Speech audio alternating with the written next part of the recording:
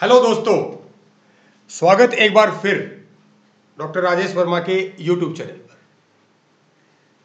इस वीडियो में मैं आपके साथ शेयर करूंगा स्टैटिस्टिक्स का एक पार्ट है, बहुत इंपॉर्टेंट एक कंपोनेंट आता है स्टैटिस्टिक्स में, जिसको हिंदी में विचलन कहते हैं। उसको एक इंट्रोडक्टरी पार्ट डिस्कस हम करेंगे, यानी कि वेरिएंस एंड इंट्रोडक्शन, विचलन एक परिचय। तो इसमें जो आपके सामने एक जो पिक्चर मैंने इसमें लगाई है, ये इटसेल्फ आपको दर्शा रही है कि जो वेरिएंस है वो क्या होता है। देख रहे हैं आप, बहुत सारे चूजे इसमें आपको दिखाई दे रहे हैं।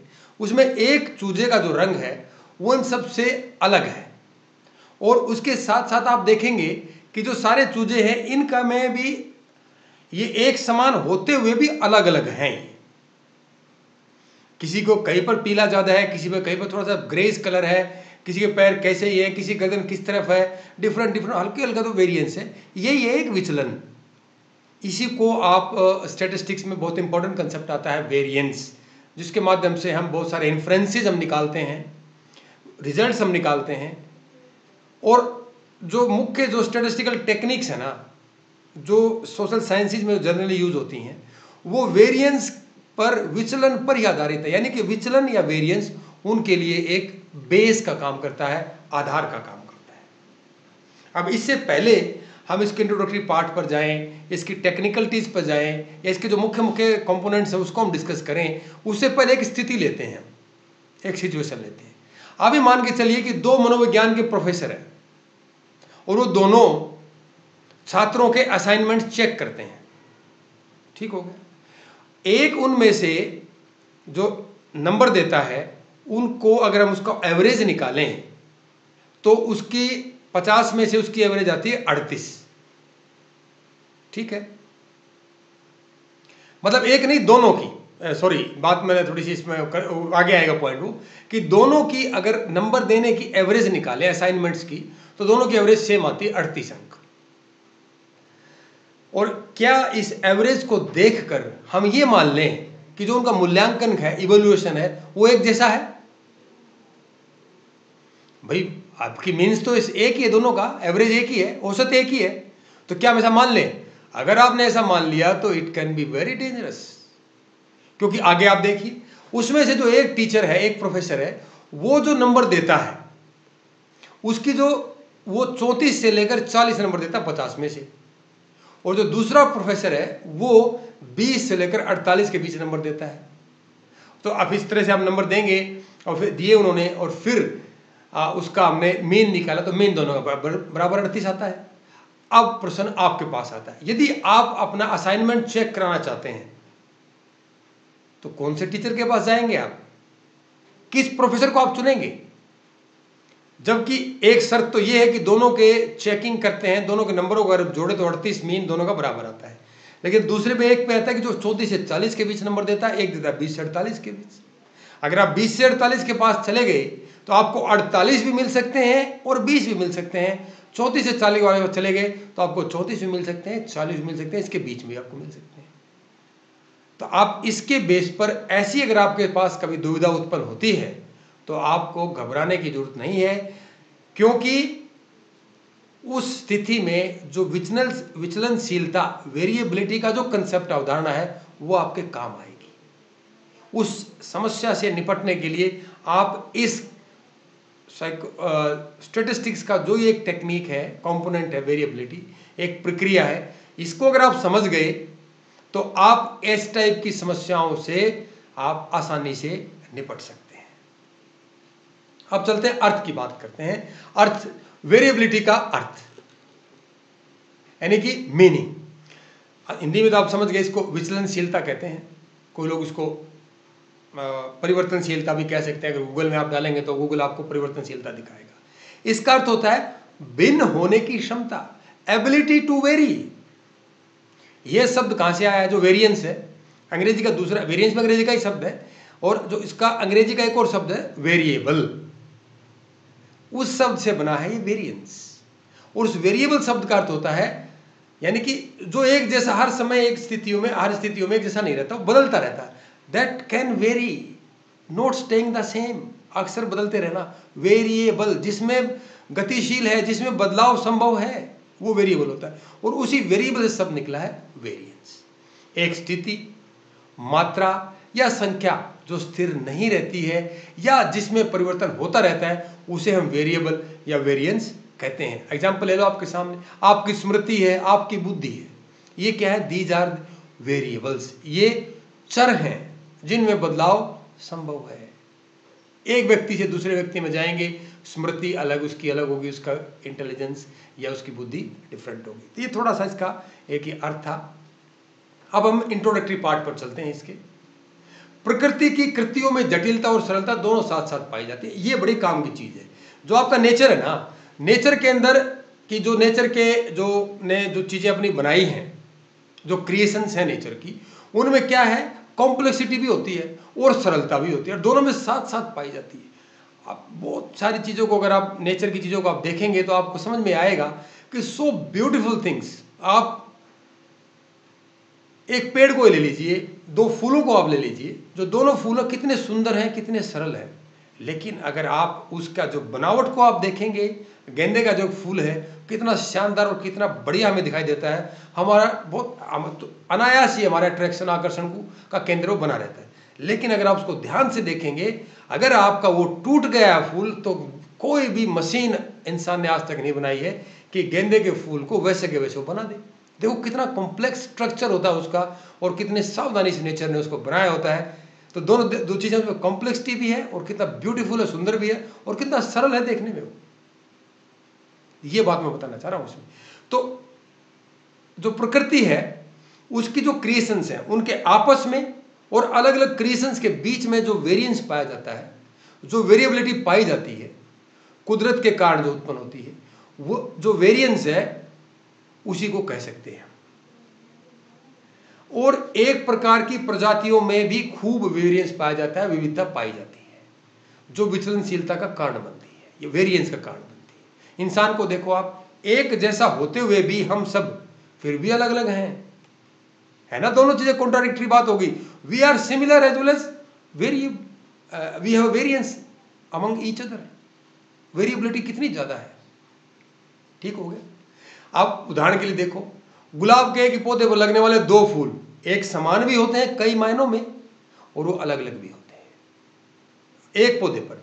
मैंने कुछ ऐसे पौधे भी देखे, इसका फोटो मैंने आपके साथ लगाया भी है, कि ये जंगल में आसपास बहुत ज्यादा मिल जाएगा उगा हुआ पौधा। इस पे एक ही पौधे पे कई रंग के फूल खिलते हैं। ठीक है, एक लाल रंग का गुलाब, उसमें लाल ही फूल खिलेगा। लेकिन ये जो पौधा आपके सामने जो मैंने स्लाइड पर लगाया हुआ है, इस पौधे को अगर आप ध्यान से देखेंगे तो एक ही पौधे पर एक ही समय में अलग अलग फूल खिलते हैं। छोटे छोटे फूल होते हैं इसके, मैंने बहुत देखे, इसके आसपास बहुत उगे मिलते हैं, लोग इसको काट देते हैं। ठीक, तो ये कितनी खास बात है। यही है वेरिएंस, यही है विचलनशीलता। ठीक उसी प्रकार आपने घर में देख लो, हमारे माता पिता हैं, हमारी बहनें हैं या हमारी मदर्स हैं, जो खाना बनाती, रोटियां बनाती हैं, वो एक ही किचन में रोटियां बनाती हैं, एक ही व्यक्ति रोटी बनाता है, और एक ही परिस्थितियां हैं, और हर कोई भी रोटी एक जैसी नहीं होती। That is known as variance, variability. ठीक हो गया। अब इसकी परिभाषा पर आते हैं। परिभाषा बड़ी सिंपल सी है, इसमें कोई बहुत ज्यादा इसमें टेक्निकलिटीज नहीं है। मध्यमान के चारों और स्कोर के फैलाव या बिखराव के सूचकांक को विचलनशीलता कहा जाता है। कहने का मतलब आपके सामने ये है कि ये आपका मीन है। ठीक हो गया। इस मीन के आपका जो स्कोर है वो इसके चारों तरफ कितना फैला हुआ है, वो जो उस फैलाव को जो इंडिकेट करेगा, जो इंडिकेटर होगा, उसको हम सूचकांक कहते हैं, इंडेक्स कहते हैं। वही वेरिएबिलिटी है, विचलनशीलता है। इसको डिस्पर्सन भी कह सकते हैं, इसको स्प्रेड भी कह सकते हैं, स्कैटरिंग भी होती है, इसको विड्थ भी, लेविन एंड फोक्स तो इसको विड्थ भी कहते हैं। मतलब समझ आ गया ना आपको कि एक मीन के चारों तरफ जो स्कोर है कितना स्कैटर है। अगर ये मीन है, इसके चारों तरफ स्कोर इतना ही स्कैटर है, तो आप समझ सकते हैं कि इसके अंदर वेरिएंस कम होगा। और अगर इतना स्कैटर है, दूर दूर तक है, तो समझ लो कि वेरिएंस ज्यादा होगा। यानी कि वेरिएंस या variability is the indicator of scattering और dispersion of the score around the mean. ठीक, क्लियर। अब विचलनशीलता मापती क्या है? ये मापते कि स्कोर्स एक दूसरे से कितने भिन्न हैं, एक जो स्कोर हमने लिए हैं वो किस तरह से एक दूसरे से वो डिफर करते हैं। अब इसको आकृति के माध्यम से समझिए। अब मैंने इतनी आपको परिभाषा बता दी, अर्थ बता दी, अब मैंने आपका इंट्रोडक्टरी पार्ट मैंने डिस्कस कर लिया। अब मुझे आप बताइए, इन दोनों फिगर आपके सामने हैं ए और बी, इन दोनों में जो सर्कल्स बने हुए हैं, इन सर्कल्स के आकार के आधार पर देख के आप बताइए कि फिगर ए में अधिक वेरिएंस है या फिगर बी में ज्यादा वेरिएबिलिटी है, विचलनशीलता प्रसार या फैलाव। बताइए आप मुझे। इसमें कोई डाउट नहीं कि आप बिल्कुल सही हैं कि ए के अंदर ज्यादा वेरिएंस है, क्योंकि जो सर्कल ए में बने हुए आप ध्यान से देखिए, उसमें अलग अलग रंग के तो हैं जरूर हैं, बट कोई बहुत छोटा और कोई बहुत बड़ा है, उनके बीच में डिफरेंस देखिए आप। उधर आप बी में देखो, लगभग देखने में हम एक जैसे दिख रहे हैं, वो कुछ छोटे हैं, बहुत अधिक छोटे नहीं और बहुत अधिक बड़े नहीं है।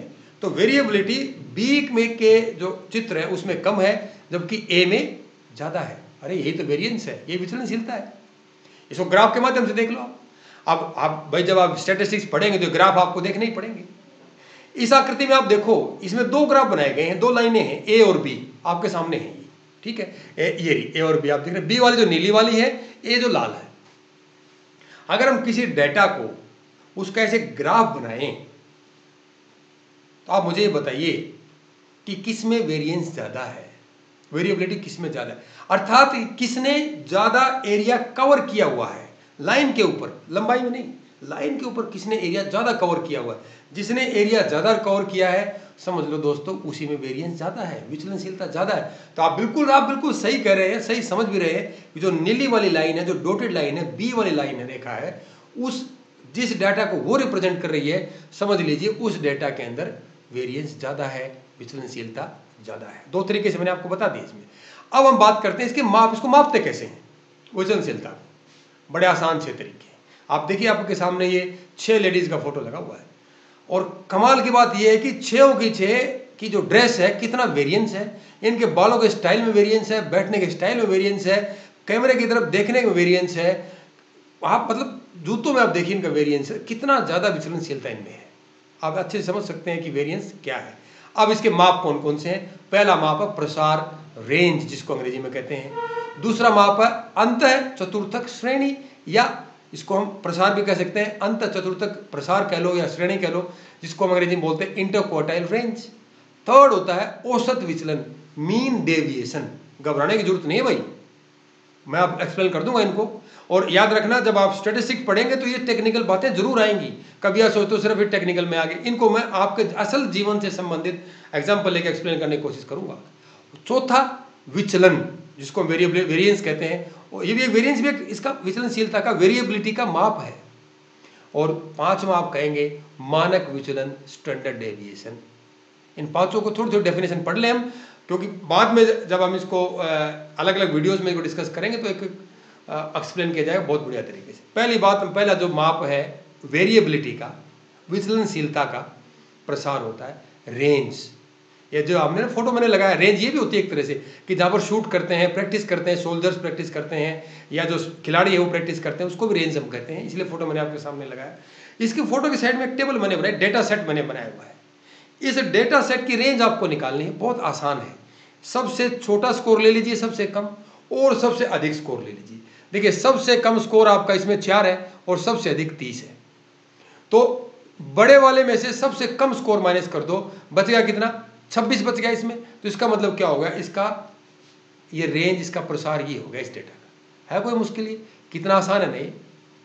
सबसे बड़े स्कोर में से सबसे छोटा स्कोर घटा दो, जो उत्तर आ जाएगा वही प्रसार होगा, वही रेंज होगी। कोई डाउट इसमें नहीं। इसी तरह से सारी चीजें आसान है। वेरिएबिलिटी का दूसरा माप देखो, अंत चतुर्थक श्रेणी, इसको हम IQR बोलते हैं, इंटरक्वार्टाइल रेंज। अब चतुर्थक का ध्यान रखो, किसी भी एक सर्कल के 4 क्वाड्रेंट बना देना, 4 हिस्से बना देना, एक हिस्सा एक चतुर्थक होता है, ये समझ लो। एक किसी के बीच एक प्रश्न पूछता हूं आपसे, मान लिया जाए आपको एक रस्सी, एक लकड़ी है, उसको 4 टुकड़ों में बांटना है, कितनी जगह से उसको तोड़ोगे आप? 1 2 3 4, बताइए आंसर आप।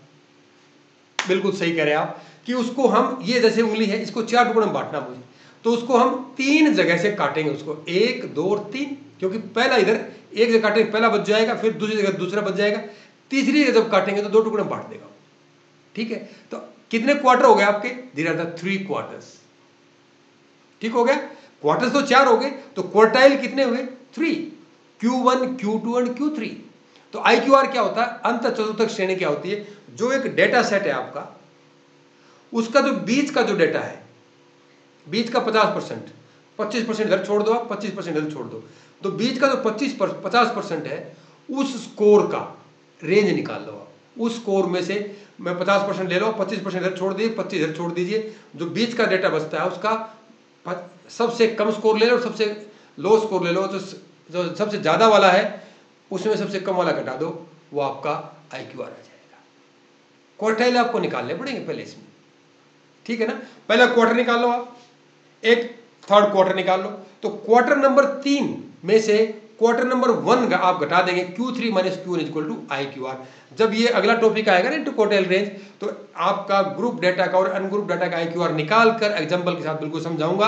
आप केवल यहां पर इतना याद रख लीजिए कि IQR एक वेरिएबिलिटी का एक बहुत इंपॉर्टेंट माप होता है, जिसमें हम एक Q3 में से क्वार्टाइल नंबर 3 जो होता है, उसमें से क्वार्टाइल नंबर 1 को अगर माइनस कर देते हैं तो हमारे पास IQR आ जाती है, इंटर क्वार्टाइल रेंज आ जाती है। अब इस वीडियो के लिए, इस टॉपिक के लिए, वेरिएबिलिटी इंट्रोडक्शन के पार्ट के लिए केवल आपके लिए इतना ही काफी है। इसको अगली वीडियो में हम आपके साथ अच्छे से बिल्कुल एक एक पॉइंट डिस्कस करेंगे। अगला जो माप है वो है औसत विचलन, जिसको अंग्रेजी में बोलते हैं मीन डेविएशन। डेविएशन शब्द यूज करेंगे यहाँ पर। मध्यमान से स्कोर के निरपेक्ष अंतर का औसत, ये बड़ा अजीब सी बात मैंने कह दी, इसमें 2-3 निरपेक्ष और मध्यमान का औसत, बड़े आसान है यार, कोई बहुत मुश्किल नहीं है। इसका एक फार्मूला दिखाता हूँ आपको, पहले ये लो फार्मूला। फार्मूले में आगे भी ले लो आप, जो इसको क्या क्या एक्सप्लेन किया गया है। ये एक साइन दिया गया समेशन का, इसका मतलब होता है जोड़। ठीक है, x का मतलब हो गया स्कोर, और x बार का मतलब हो गया मध्यमान, और n का मतलब हो गया स्कोर की संख्या, और ये डंडे लगा रखे मैंने, ये एब्सोल्यूटनेस का साइन होता है, निरपेक्ष का साइन होता है। अब ये देखें कि मान लिया जाए हमने कुछ स्कोर ले लिया और उसका मीन आ गया 20 और एक स्कोर है उसमें 17, तो हम पहले कैसे निकालेंगे? 17 में से 20 घटाया, ठीक है, और टोटल स्कोर हमारे 10, तो 17 में से 20 घटाएंगे तो 3 बचेगा, -3 बचेगा। तो जो साइड में जो डंडे लगा रखे हैं ना ये वाले, ये क्या करते हैं, उस -3 को में से उस माइनस को हटा देते हैं। ठीक हो गया, तो 3/10 आ जाएगा, ये एक स्कोर हो गया। फिर दूसरा स्कोर लेंगे, इसलिए हर स्कोर में से मीन को माइनस करेंगे और उसके सामने कोई भी साइन आए उसको हम प्लस का साइन समझेंगे, और टोटल को उनको जोड़ करके, और कुल स्कोर टोटल कितने अंक थे, वो 10 थे, उससे भाग कर देंगे, आपका मीन डेविएशन आ जाएगा। ये बहुत आसान सा है, बहुत मुश्किल नहीं है, आप इसको आसानी से समझ सकते हैं। It's a very simple concept और बहुत कम इस्तेमाल भी होता है। और चौथा विचलन, जिसको हम वेरिएंस कह रहे थे, वेरिएबिलिटी को मापने का एक विचलन जो है वेरिएंस, एक बहुत इंपॉर्टेंट कंसेप्ट है। और अगर आपने स्टैटिस्टिक्स जाननी है, समझनी है और पढ़नी है और इस्तेमाल करनी है, तो ये आपको जानना जरूरी है।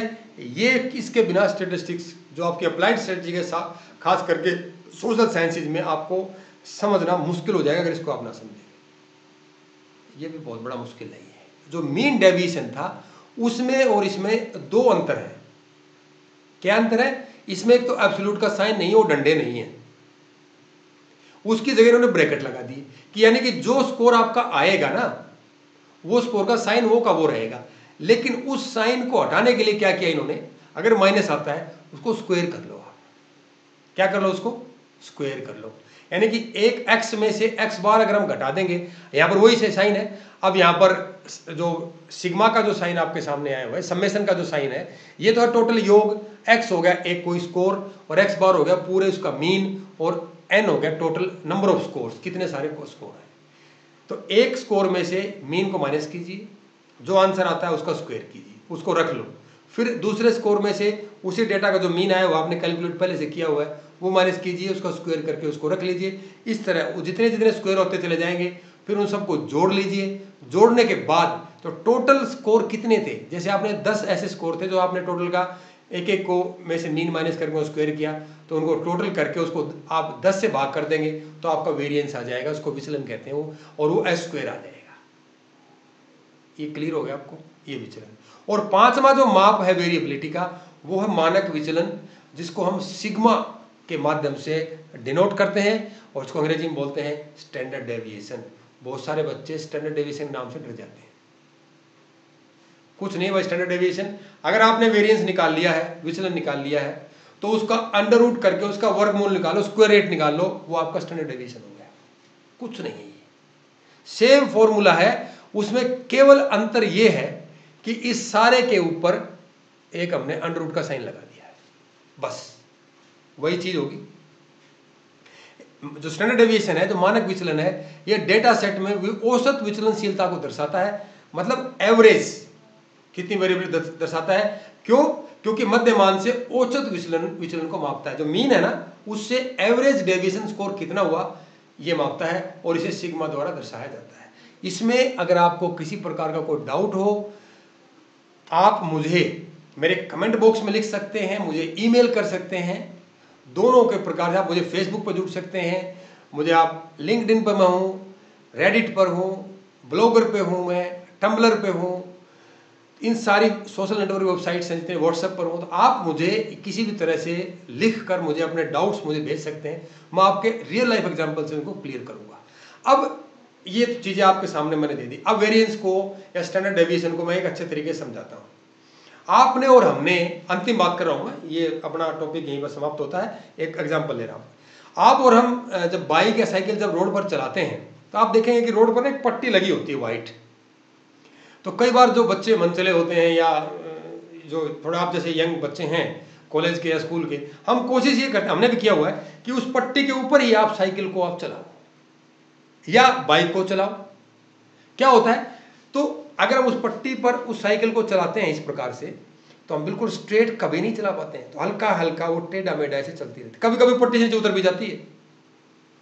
तो क्या है कि अगर उसको हम उसका ग्राफ बनाएं तो किसी इस प्रकार से चलती है, ठीक है।